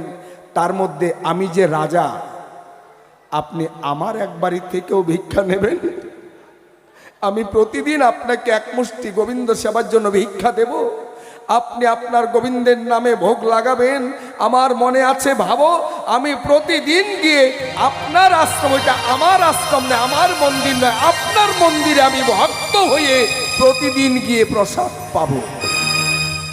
হে বৈষ্ণব, এই সুযোগ থেকে আমাকে বঞ্চিত করবেন না। জয়দেব পণ্ডিত মহাবৈষ্ণব লক্ষণ সেনের সেই মন্দিরের পূজারী হলেন। এই রাধা মাধবকে নিয়ে দিন রাত তার গুণগান, তার মন্দিরে প্রতিদিন কৃষ্ণ কথা, ভাগবত কথা, হরি কথা আলোচনা হয়। এবার লক্ষণ সেন বলছে, বৈষ্ণব, আমার রাজ্যে এমন রত্ন, আপনি মহাকবি, আমার একটা প্রার্থনা রাখবেন, আপনার মনের মতো করে একটা গ্রন্থ লিখে দেবেন। গ্রন্থের নামকরণটা আমি করে রেখেছি, মানে আপনি রাধা গোবিন্দের গীতি কথা গানে গানে, ছন্দে ছন্দে যেন ভক্তেরা আনন্দ পায়। এর মধ্যে থাকবে মূল বিষয় হচ্ছে রাধা আর গোবিন্দ, সেটা প্রত্যেকটা ভক্তেরা যেন গুণগান করতে পারে, ছন্দ দিয়ে, সুর দিয়ে। আমি জানি আপনার পদ্মাবতী, সাধ্বী সতী পদ্মাবতীও কিন্তু গান জানে। আপনারা দুজনে গান গাবেন, আর আপনাদের বদনে শুনে রাজ্যের সকল ভক্তেরা এই গুণগান করবে। এমন একটা গ্রন্থ লেখা চাই যার মধ্যে গোবিন্দ গুণগানে ভরা। আর গোবিন্দ গুণগান, গোবিন্দের কথা, গোবিন্দের ছন্দ, গোবিন্দের নৃত্য, গোবিন্দের আনন্দ, এই নিয়ে ওই গ্রন্থের নামকরণ করা হবে গীত গোবিন্দ। জয়দেব প্রার্থনা মঞ্জুর করলেন, ঠিক আছে, আমি চেষ্টা করব। এবার জয়দেব একবারে রাধা গোবিন্দের জন্ম থেকে শুরু করে গীতি কথা ছন্দে ছন্দে লেখা শুরু করলেন। লিখতে লিখতে লিখতে লিখতে যখন মধুর লীলা বৃন্দাবনে রাসলীলা লেখা শুরু করবে, যখন প্রেমের সংবাদ লেখা শুরু করবে, এমন সময় লিখতে লিখতে লিখলো রাধারানীর মান। কিন্তু মান ভাঙাতে গেলে শ্রীকৃষ্ণ ভগবান রাধারানীর চরণে ধরতে হয়। এইখানে গিয়ে কলম বন্ধ করলেন, না না, এটা তো সম্ভব না। যিনি ত্রিজগতের কর্তা, যিনি শ্রীহরি, যিনি সকলের প্রেমদাতা, মুক্তিদাতা, আমি তার মাথে কেমন করে রাধারানী গোয়ালিনীর চরণ দেব? না না, আমার আর গ্রন্থ লেখা হলো না, আমি পারবো না গোবিন্দের মাথায় রাধারানীর চরণ তুলে দেওয়ার জন্য। গোবিন্দ যিনি ত্রিজগৎ পালন করে, সে কি ওই সামান্য একটা গোয়ালিনীর চরণ ধরে? তা তো হতে পারে না। এবার ভাগবত এইখানেই তিনি সমাপ্ত রাখলেন। না না, আমি এর মধ্যে কলম আর ধরতে পারবো না। খুব চিন্তায় পড়ে গেল, আমি কি করে লিখব যে রাধারানীর চরণে ধরেছে আমার গোবিন্দ। ভাবতে ভাবতে কলম ওনার গ্রন্থ বন্ধ করে খুব চিন্তায় পড়ে গেল, না পদ্মা, আজ আমি শান্তি পাচ্ছি না, গ্রন্থ অসমাপ্ত রইল, আমি পূর্ণ করতে পারলাম না। আগে স্নান করে আসি, তারপরে দেখি অন্য চিন্তা ভাবনা, এইটাকে মোড়টা অন্যদিকে ঘুরাই কিছু লেখা যায় কিনা। জয়দেব চলে গেল স্নান করার তরে অজয় নদের জলে। এইদিকে শ্রীহরি প্রেমের মাধুরী, যিনি ভাবে হৃদ কমলে। হ্যাঁ,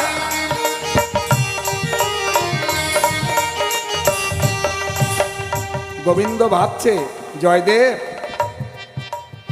যেই মানের দায়ে আমি রাধার পায়ে ধরেছিলাম, যেই লীলা আমি বৃন্দাবনে করেছিলাম, সেটা আরো জগৎবাসীর কাছে তোমার এই গ্রন্থের দ্বারা প্রচার হবে। কারণ রাধার চরণ তো উপলক্ষ। রাধা তো বলেছিল আমার বলতে কিছু নাই, হ্যাঁ, আমার দেহ মন প্রাণ জীবন যৌবন, ধর্ম কর্ম পাপ পুণ্য, ইহকাল পরকাল, রোগ শোক ভোগ, ধর্ম কর্ম সমস্তই আমি কৃষ্ণের চরণে করেছি অর্পণ। আমার হস্ত দুটি দিলাম গোবিন্দ সেবার কারণে। আবার গোবিন্দের রূপ যেন দর্শন করতে পারি দুই নয়নে। আহা, আমি কর্ণে যেন গোবিন্দের নাম করি গো শ্রবণ, বদনে কৃষ্ণ গুণগান যেন করি সদা যে কীর্তন। পদ দিয়ে ভক্তের বাসরে যেন যেতে পারি। আমার দেহ মন প্রাণ একমাত্র তুমি গিরিধারী। আমার বলতে আমি কিছুই রাখি নাই। রাধারানী যখন দেহ মন প্রাণ জীবন যৌবন ধর্ম কর্ম পাপ পুণ্য ইহকাল পরকাল রোগ শোক ভোগ সব কিছু কৃষ্ণের চরণে অর্পণ করে দিল, কৃষ্ণ ভাবনা ভাবতে ভাবতে কৃষ্ণ গুণগান গাইতে গাইতে রাধাও সেদিন কৃষ্ণময় হয়ে গেল। তাই গোবিন্দ দেখে রাধা কৃষ্ণময়। রাধা তো আর রাধা নয়, রাধা কৃষ্ণময়। যখন দেখলো কৃষ্ণ নটবরে, কৃষ্ণ গিয়ে তখন উপলক্ষ রাধা ওই কৃষ্ণের চরণেই ধরে। তাই গোবিন্দ বলছে, জয়দেব, তুমি আমার এই প্রেমের মহিমা বুঝতে পারো নাই। তুমি এখানে বন্ধ রাখলে রাধা রানীর চরণ যে আমি শিরে ধরি। রাধা তো নয়, সে আমার ভক্ত, সে আমার প্রেমের গুরু। হরিবল হরিবল। মানত ছিল, বা বা বা, মানত ছিল, মানত পূরণ হয়েছে। তাই 502 টাকা ঠাকুরের চরণে নিবেদন করলো। মা ওই থালায় রেখে দাও, হ্যাঁ, গোবিন্দের থালায়, মায়ের থালায় দিয়ে দাও। মায়ের কাছে সৎকামনা সদ্বাসনা নিয়ে এলে মা অবশ্যই পূর্ণ করে। চোখের জলে প্রায়শ্চিত্ত করে মায়ের দরবারে চাইলে মা তাকে খালি হাতে ফিরাই দেয় না। তাই ভক্তের বাসনা পূর্ণ হলো। আপনারা সৎকামনা সদ্বাসনা নিয়ে মায়ের কাছে মানত করে যাবেন, অবশ্যই মায়ের কৃপা পাবেন। গোবিন্দ বলছে, জয়দেব, রাধার মহিমা, রাধার মাধুরী, রাধার ভাবকান্তি বিলাস, সেই প্রেম জগতে হইবে প্রকাশ। তুমি যেখানে বন্ধ করলে সেখান থেকে আরো বেশি আনন্দ শুরু হবে। জয়দেব গ্রন্থ অসম্পূর্ণ রেখে স্নান করতে গেল অজয় নদের জলে। হরিবোল হরিবোল হরিবোল, জয় রাধে জয় গোবিন্দের জয়। আর এদিকে আমার শ্রী গোবিন্দ, আমার শ্রী গোবিন্দ গিরিধারী আবার ধরিয়া জয়দেবের সেই মূরতি পদ্মা পাশে এসে হেসে হেসে মনের কথা কয় গো। পদ্মা বলছে, কি তুমি না এইমাত্র স্নান করতে গেলে, স্নান না করে যে ফিরে এলে? আসল জয়দেব তো চলে গেল অজয় নদের জলে। সে স্নান করতেছে, বড় চিন্তায় পড়েছে, আমি গ্রন্থটা সমাপন করতে পারলাম না, অসম্পূর্ণ রয়ে গেল। আর এদিকে শ্রীহরি নিজেই জয়দেবের মূরতি ধরে এসে পদ্মার গোচরে কয়, আরে স্নান করতে গেলাম, হঠাৎ করে কি যেন একটা মনে পড়ে গেল। পদ্মা, আমার কথা নাও, ওই গ্রন্থ আর কলমটা আগে এনে দাও। কেন? আরে যেটা মনে পড়ে গেছে, যেটা বাদ ছিল মনে পড়ে গেছে, ওটা পূরণ করি। পদ্মা নিজে হাতে গ্রন্থ আর কলম এনে দিল। শ্রীহরি ওই ঘরের বারান্দায় বসেই গ্রন্থ সমাপন করলো। নিজেই স্বীকার করলেন, হ্যাঁ, মানের দায়ে শ্রীহরি রাধার পায়ে ধরেছিল। রাধা গোয়ালিনী চরণ গোবিন্দ মাথায় নিল। 32 লাইনে এই প্রেমের ব্যাখ্যা গোবিন্দ নিজে হাতে গীত গোবিন্দ লিখে গেল। জয় জয় শ্রী হরি প্রেমানন্দে হরিব হরিব।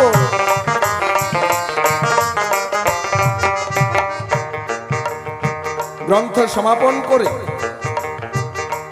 গোবিন্দ বলছে, পদ্মা, আহা, মনে হলো বড় একটা কর্ম শেষ করলাম। আচ্ছা, এখন আর স্নান করতে যাব না, যা রান্না হয়েছে খেতে দাও। পদ্মা নিজে হাতে খেতে দিল। গোবিন্দ গ্রহণ করে।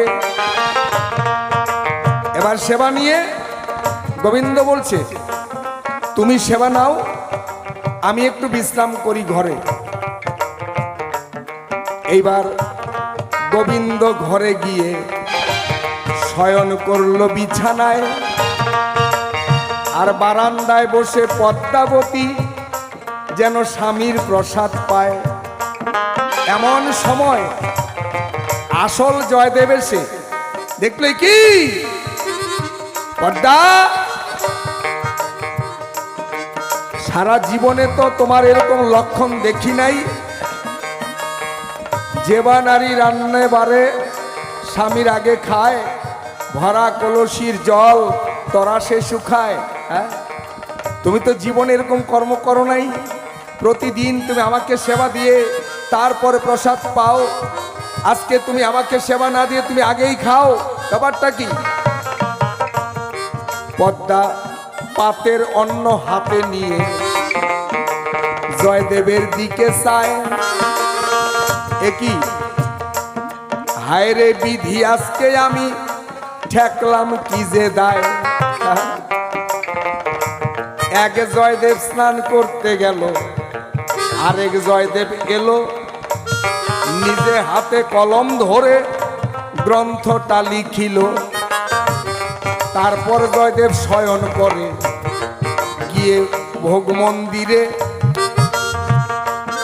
আবার আরেক জয়দেব এসে এখন আমায় প্রশ্ন করে। ব্যাপারটা কি? এক জয়দেব স্নান করতে গেল, আরেক জয়দেব ফিরে এলো। আবার গ্রন্থ লিখে জয়দেব শয়ন করলো ঘরে, আরেক জয়দেব এসে জিজ্ঞাসা করে মরে, জয়দেব কয়জন, তুমি কে? বলছে, আরে আমি তো স্নান করতে গেলাম। হ্যাঁ, আমি তো তা জানি, স্নান করতে গিয়ে ফিরে এলে। বললো, কোথায় ফিরে এলাম? এই যে আমি স্নান করে গামছাটা এখনো ভিজা, তুমি না স্নান না করে এলে? কই, আমি তো স্নান করে এলাম। তাহলে আগে যে জয়দেব এলো ও তো স্নান না করেই ফিরে এলো, তাহলে তুমি আবার কোন জয়দেব? আরে আমি তো স্নান করতে যাই, তাহলে আমি আবার কোন জয়দেবকে খাওয়াই? হ্যাঁ, আমি কোন দেবের প্রসাদ খাই? আচ্ছা, সব না হয় ছলনা, সব না হয় খেলা, সব না হয় স্বপ্ন, আমি তো এখনো ঘুমাই নাই। তুমি নিজে হাতে যে গ্রন্থটা পূরণ করেছো এটা তো মিথ্যা না। আরে গ্রন্থ পূরণ করব মানে? আমি তো গ্রন্থের চিন্তা করতে করতে স্নান করতে গিয়ে অনেকটা সময় কাটাই, যেটা আমি রাখলাম বাকি, যেটা আমি কলম ধরে লিখতে পারি নাই। কি করে আমি গোয়ালিনীর চরণ গোবিন্দের মাথায় দেব, ওই জায়গায় বন্ধ করে আমি গেলাম নদীর পারে। ভাবতে ভাবতে আমার কত সময় চলে যায়। পদ্মা গ্রন্থ এনে সযতনে জয়দেবকে দেখায়, 32 লাইনে লেখা, মান ভাঙানোর দায় কৃষ্ণ ধরে রাধার পায়। কি এটা তো আমার হাতে লেখা না, আমি এই জায়গাতে বন্ধ করেছিলাম। তা কে লিখলো? এখনো যেন পদ্ম গন্ধ পাওয়া যাচ্ছে। গ্রন্থ লিখে কেন? গ্রন্থ লিখে তুমি গিয়ে শয়ন করলে ঘরে, গিয়ে দেখে ঘরে তো কেউ নাই, কিন্তু যে জায়গা দিয়ে হেঁটে গেছে পায়ের চিহ্ন যেখানে যেখানে পড়েছে, ভগবানের চরণে 19টা চিহ্ন আছে। ধ্বজা, পদ্ম, বজ্র, অঙ্কুর, জপ, স্বস্তিক, ইন্দ্রচাপ, অষ্টকোণ, ত্রিকোণ, মৎস্য, গোষ্পদ, কলস, আতপত্র, রথ, চক্র, বিন্দু, ছাতা, এইভাবে 19টা চিহ্ন ভগবানের চরণ। 2 চরণে রয়, বাম চরণে 11টা, ডান চরণে 8টা চিহ্ন থাকলে পরে সে যদি মানুষের বেশে ঘুরে ফিরে সে মানুষ নয়। একমাত্র ভগবানের চরণ ছাড়া এই 29টি রেখা এ তো অন্য কারো চরণে থাকা সম্ভব নয়। দেখে যেখান দিয়ে ঘরে গিয়েছিল ওই পায়ের ছাপ যেখানে যেখানে পড়লো সেখানে সেখানে যেন 29টি রেখা চিহ্ন পড়ে আছে। সেই চিহ্নে যেন এখনো পদ্মগন্ধ বইছে, যেন ভ্রমর গুনগুন করে সেই পদ্মগন্ধে পায়ের চরণে চিহ্নের মধ্যেই পড়ে ভ্রমর আনন্দ করছে। জানতে আর বাকি রইল না। পদ্মা, আমি যেটা সন্দেহ ভেবেছিলাম মনে, গোবিন্দ হয়ে কেমন করে ধরবে গোয়ালিনীর চরণে, সেই কথা নিজে হাতে তিনি লিখে গেছে, গ্রন্থ করেছে পূরণ।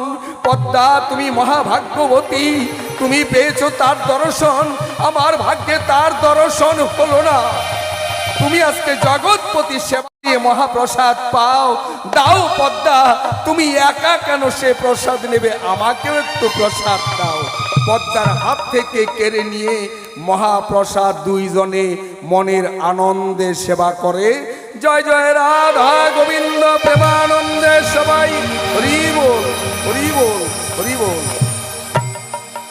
পদ্মা, গোয়ালিনীর চরণ আমি দেই নাই তার মাথায়,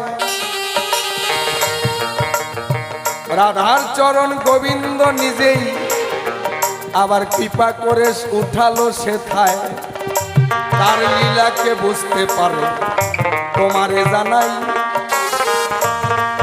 এই যে জয়দেবের অমর গ্রন্থ, এই জয়দেবের অমর গ্রন্থ, তার নাম হলো গীত গোবিন্দ। লক্ষণ সেন করে দিল ঘোষণা, এই গীত গোবিন্দ যেখানে সেখানে পাঠ করা যাবে না। কেন? তাহলে এত ভালো জিনিস যেখানে সেখানে পাঠ করা যাবে না। একমাত্র মঠ মন্দির বা কোনো ভালো স্থান ছাড়া মাঠে ঘাটে হাটে যেখানে সেখানে গীত গোবিন্দ পাঠ করা যাবে না। কেন? একদিন এই গীত গোবিন্দ গান এখনো প্রতিদিন ঠাকুর জগন্নাথের মন্দিরে কিন্তু পাঠ হয়। প্রতিদিন গীত গোবিন্দ পাঠ হয়। গীত গোবিন্দ যেখানে পাঠ হয় স্বয়ং জগন্নাথ সেখানে সেই গীত গোবিন্দ শুনতে যায়। একদিন এক মালির মেয়ে, ছোট্ট এক মালির মেয়ে গীত গোবিন্দের গান গেয়ে গেয়ে ফুল বাগানে যখন ফুল তুলতেছিল, স্বয়ং জগন্নাথ ওই মালির মেয়ের পিছনে পিছনে গান শুনে শুনে ফুল বাগানে ঘুরে ফিরে কত কাটা গাছের আঁচড় জগন্নাথের পায়ে লেগেছিল। জগন্নাথের চরণ থেকে ফোঁটা ফোঁটা রক্ত পড়ে, সেই অবস্থায় ফিরে গেল মন্দিরে। পরের দিন যখন রক্তের ফোঁটা রাস্তার মধ্যে দেখতে পায়, পান্ডা ঠাকুর ধ্যান করে জগন্নাথের মহিমা সমস্ত বুঝতে পারলো অন্তরায়। সেই পান্ডা তখন লক্ষণ সেনের কাছে জানালো গীত গোবিন্দ গান শোনার জন্য ফুলবাগানে জগন্নাথ ঠাকুর গিয়ে কাটার আঁচড় পেল, তাই লক্ষণ করে দিল ঘোষণা, যেইখানে সেইখানে গীত গোবিন্দ পাঠ করা চলবে না। যেইখানে গীত গোবিন্দ পাঠ হবে সেখানে আমার ঠাকুর জগন্নাথ অবশ্যই শ্রোতা হিসাবে থাকবে। তাই সাধুগুরু বৈষ্ণবগণ এই জগন্নাথ পূজা উপলক্ষেও গীত গোবিন্দ হয় কীর্তন, যেখানে গোবিন্দের গুণগান হয় সেটাকেই গীত গোবিন্দ কয়। তাই আমরা আজকে দাঁড়িয়েছি আপনাদের চরণ পাশে গীত গোবিন্দ শ্রবণ করে, রাধা গোবিন্দের লীলা শ্রবণ করে, জয়দেব পদ্মাবতীর কথা শ্রবণ করে আপনারা যে যা পারবেন কিছু ঠাকুরের নামে করবেন দান। এখানেই আমাদের শেষ হবে আজকের গুণগান। মা বাবারা আসো, যে যা পারো দাও।